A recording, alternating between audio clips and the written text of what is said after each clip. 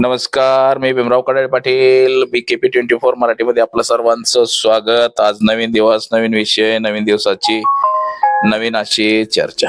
आज चर्चा घेऊन आलोय म्हणजे बघा, राष्ट्रवादी काँग्रेसचे नेते शरद पवार, तसंच देशाचे कृषी मंत्री, माजी मंत्री शरद पवार साहेब यांचं वय जवळपास 85च्या पुढे गेलेलं आहे आणि त्यांची प्रकृती ही खालावत गेलेली आहे. गेल्या आठवड्यामध्ये सुद्धा त्यांना ऍडमिट करण्यात आलेलं होतं, त्यानंतर सोडलं, नंतर पुन्हा अजून ऍडमिट करण्यात आलेलं आहे. तर नेमकं पवार साहेब यांना काय आजार झालाय, काय झालंय, नेमका तपासण्या काय त्या व्हेंटिलेटरवरती ठेवण्यात आलेलं आहे पुण्यातल्या रुबी हॉल क्लिनिकमध्ये. तर याच विषयाच्या चर्चा घेऊन आलेलो आहे. तर चला, सर्वप्रथम आपण जर चॅनल सबस्क्राईब केला नसेल तर चॅनल सबस्क्राईब करावा ही सर्वांना विनंती, आणि चला चर्चेला सुरुवात करूया. देशाचे नेते आणि राष्ट्रवादी काँग्रेस पक्षाचे राष्ट्रीय अध्यक्ष शरदचंद्र पवार साहेब, ज्यांनी आयुष्याची 50-55 वर्षे राजकारणामध्ये घातली. वयाच्या 30व्या वर्षी ते महाराष्ट्र राज्याचे गृहमंत्री झाले. 32-35 वर्षात तर ते मुख्यमंत्री झाले. वयाची 86-87 वर्ष त्यांची सध्या सुरू आहेत आणि त्यांच्या प्रकृतीमध्ये बिघाड होत चाललेला आहे. त्यांना धसका सुद्धा तसाच बसलेला आहे की ज्यांना त्यांनी अंगा कांद्यावर खेळवलं, राजकारणामध्ये आणलं, राजकारणामध्ये मोठं केलं, ते अजित पवार यांचं विमान अपघातामध्ये निधन झालं आणि त्याचा धसका काहीसा शरद पवारांना बसला असं बोललं जातं. गेल्या म्हणजे 8 दिवसात दुसऱ्यांदा आता ऍडमिट करायचे, म्हणजे 4 दिवस झाला असेल दवाखान्यातनं ते परत आले होते. पुन्हा त्यांना काल श्वासनाचा त्रास व्हायला लागला, म्हणजे श्वासोश्वास घेण्यासाठी त्यांना मोठा त्रास होतोय आणि त्याच्यामुळे त्यांना पुन्हा एकदा ऍडमिट करण्यात आलेला आहे दुसऱ्यांदा. तर ते पुण्याच्या रुबी हॉल क्लिनिकमध्ये त्यांना ऍडमिट करण्यात आलेलं आहे. शरद पवार यांचं कॅन्सरचं ऑपरेशन झालेलं जवळपास 35-40 वर्ष झाले असतील. ज्या डॉक्टरांना ऑपरेशन केलं ते डॉक्टर सुद्धा देवाघरी गेले असतील, परंतु पवार साहेबांची कुंडली चांगली. पवार साहेब अजून तरी हयात आहेत आणि स्वतःहून चालतात, बोलतात, परंतु त्यांना आता जास्तीचा त्रास व्हायला लागलेला आहे. त्यांची प्रकृती ही सध्या बिघडली असल्याचं सांगितलं गेलेलं आहे. तर त्यांच्यावरती जे उपचार करणारे रुबी हॉलचे पुण्यातल्या जे डॉक्टर आहेत, त्यांनी सुद्धा सांगितलेलं आहे की त्यांना श्वसनाचा त्रास होतोय आणि त्यांना आता व्हेंटिलेटरवर ठेवलेलं होतं. CT स्कॅन केलं त्यांचं, त्यांना पित्ताचा त्रास होतोय असं सुद्धा सांगितलं जातंय. म्हणजे जे डॉक्टर त्यांच्यावरती उपचार करतायत, म्हणजे डॉक्टर लोढा म्हणून तिथं आहेत, ते त्यांच्यावरती उपचार घेत आहेत. पवार साहेबांना खोकल्याचा त्रास झाला आहे, दम्याचा त्रास झाला आहे असं सुद्धा सांगितलं गेलेलं आहे. त्यातच आता सुप्रिया सुळे यांनी सुद्धा व्हॉट्सअप स्टेटस ठेवत त्यांनी सांगितलेलं आहे की माझे बाबा पुण्यामध्ये रुबी हॉलमध्ये ऍडमिट आहेत आणि त्यांना हायड्रेशनचा त्रास होतोय आणि त्याबाबत त्यांच्या काही टेस्ट बाकी आहेत आणि त्यासाठी त्यांना दवाखान्यामध्ये ऍडमिट करण्यात आलेलं आहे असं सुद्धा सांगितलं जातं. परंतु वास्तविक पाहता शरद पवार हे राजकारणातले चाणक्य मानले जात होते. शरद पवारांचं राजकारण हे आपण सर्वांनी, महाराष्ट्राने पाहिलेलं आहे, देशाने पाहिलेलं आहे. शरद पवारांचं नाव हे देशभर आहे आणि ज्या शरद पवारांनी महाराष्ट्रावरती आधी राज्य गाजवलं, राजकारणामध्ये त्यांनी अनेक तडजोडी केल्या, अनेक बिघडवल्या. राजकारणामध्ये एखाद्याला पाडायचं म्हणलं तर ते ठरवून पाडत होते, म्हणजे एक बोललं तर दुसरा त्याचा अर्थ निघायचा. अशा पद्धतीनं त्यांचं जे कामकाज राजकारणातलं पाहिलेलं आहे. महाराष्ट्र राज्याचे मुख्यमंत्री म्हणून त्यांनी अनेक वेळा काम पाहिलेलं आहे. तसंच केंद्रामध्ये सुद्धा केंद्रीय कृषी मंत्री पद असेल किंवा अजून इतर पद असतील, अशी अनेक पदं शरद पवार यांनी भूषवलेली आहेत.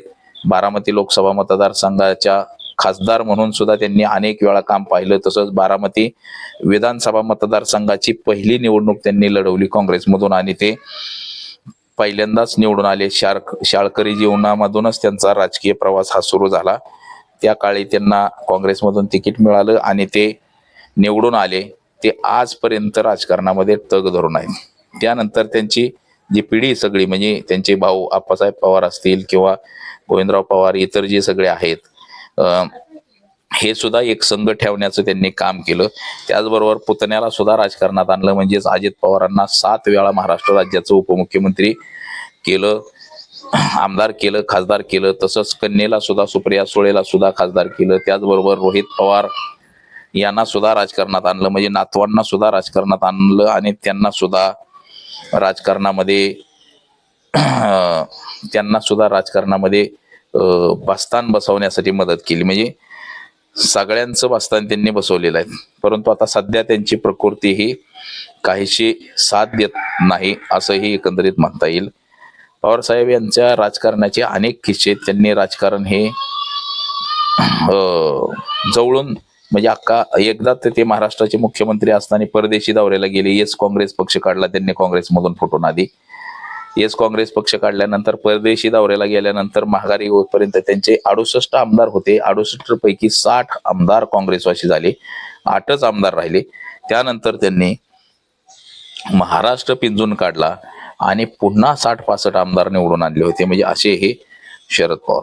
आता त्यांचे दवाखान्यामधले सगळे रिपोर्ट हे नॉर्मल आल्याचं सांगितलं जात आहे डॉक्टरांकडनं, आणि प्रकृतीमध्ये सुधारणा सुद्धा होते असं सुद्धा डॉक्टरांकडून सांगण्यात येत आहे. परंतु 8 दिवसामध्ये हे दुसऱ्यांदा शरद पवारांना ऍडमिट करण्यात आलेलं आहे दवाखान्यामध्ये. त्यांना खरं पाहता अजित पवारांच्या अपघाती निधन जे झालं, अजित पवारांचा अपघात जो झाला, या अपघाताचा मात्र जोरदार धक्का बसलाय असंही आपल्याला एकंदरीत सध्या तरी दिसतंय. म्हणजे अपघाताचा धक्का हा शरद पवारांनी धसका घेतला असल्याचंही काहीसं बोललं जातं. ज्यावेळेस अजित पवारांचा विमान अपघात झाला त्यावेळेस जेव्हा पत्रकार परिषद घेतली शरद पवारांनी, तेव्हा त्यांना अक्षरशः शब्द सुद्धा सुचत नव्हते बोलायला, की काय बोललं पाहिजे, म्हणजे शब्द सुद्धा फुटत नव्हते. त्यांना जो श्वासोश्वास घेण्याचा जो त्रास होतोय मोठ्या प्रमाणामध्ये, त्याच्यामुळं त्यांना शब्द सुद्धा सुटत नव्हते.